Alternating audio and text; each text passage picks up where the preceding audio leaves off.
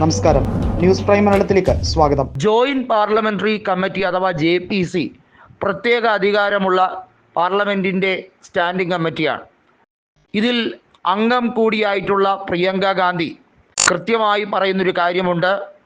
Parliament സമ്മേളനങ്ങൾ കേന്ദ്ര സർക്കാർ വിളിച്ചു ചേർക്കുന്നത് വിവാദമായ ബില്ലുകൾ പാസാക്കിയെടുക്കാനും ഈ രാജ്യത്തെ ഭരണഘടനയെ അട്ടിമറിക്കാനുള്ള ശ്രമങ്ങൾ നടത്താനും വേണ്ടി മാത്രമാണ്. ഈ രാജ്യത്ത് കോടിക്കണക്കിന് വരുന്ന രാജ്യത്തുള്ള ആളുകളുടെ ക്ഷേമം സംരക്ഷിക്കാൻ വേണ്ടിയല്ല, മറിച്ച് അവരുടെ എല്ലാ രീതിയിലുള്ള അധികാരവും എടുത്തു കളയാൻ ഏകാധിപത്യ നടപടിയിലേക്ക് കൊണ്ടുപോകാൻ വേണ്ടി മാത്രം.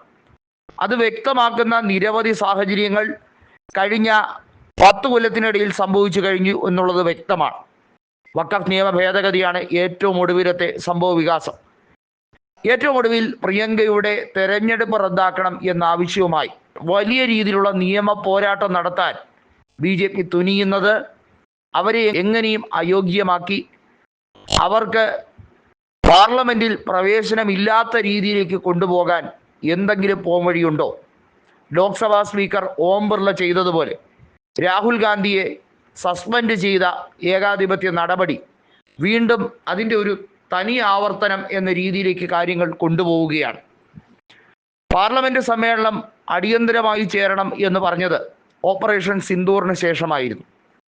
അന്ന് പാർലമെന്റ് സമ്മേളനം ചേരുന്നത് പ്രധാനമായും രാഹുൽ ഗാന്ധിയുടെ നിരവധി ചോദ്യങ്ങൾ കേന്ദ്ര മന്ത്രിസഭയ്ക്ക് അഭിമുഖീകരിക്കേണ്ടി വരും എന്നതുകൊണ്ട് മാത്രമല്ല, ഈ രാജ്യത്തെ ആഭ്യന്തര വിഷയങ്ങൾ ഉൾപ്പെടെ ചോദിക്കാൻ നിരവധിയായ കാരണങ്ങൾ പ്രിയങ്ക ഗാന്ധിക്കും രാഹുൽ ഗാന്ധിക്കും കോൺഗ്രസിനും ഉണ്ടായിരുന്നു എന്നുള്ളതാണ് വ്യക്തം.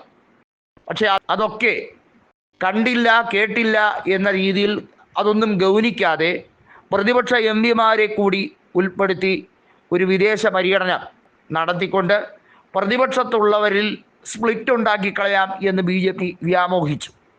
അത് നടന്നില്ല എന്ന് മാത്രമല്ല, പ്രതിപക്ഷത്തുള്ള MPമാർ കൃത്യമായി അവരവരുടെ റോള് ഭംഗിയായി ചെയ്ത് രാജ്യത്ത് കയ്യടി നേടിയെടുക്കുകയും ചെയ്തു.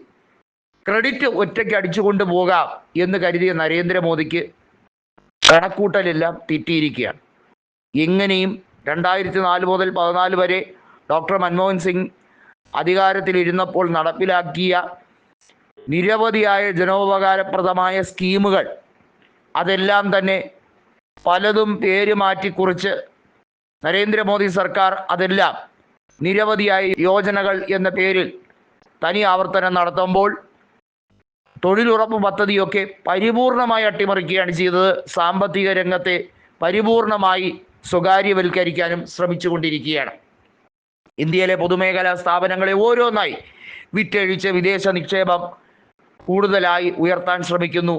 മേക്ക് ഇൻ ഇന്ത്യ എന്ന് വാചകമടിക്കുന്നതല്ലാതെ വാസ്തവത്തിൽ നരേന്ദ്രമോദിയും ടീമും കാണിച്ചു കൂട്ടുന്ന നെറുകേടുകൾ വിളിച്ചു പറയാൻ ജനാധിപത്യ രീതിയിൽ ആകെയുള്ളത് പാർലമെന്ററി യോഗം മാത്രമാണ്.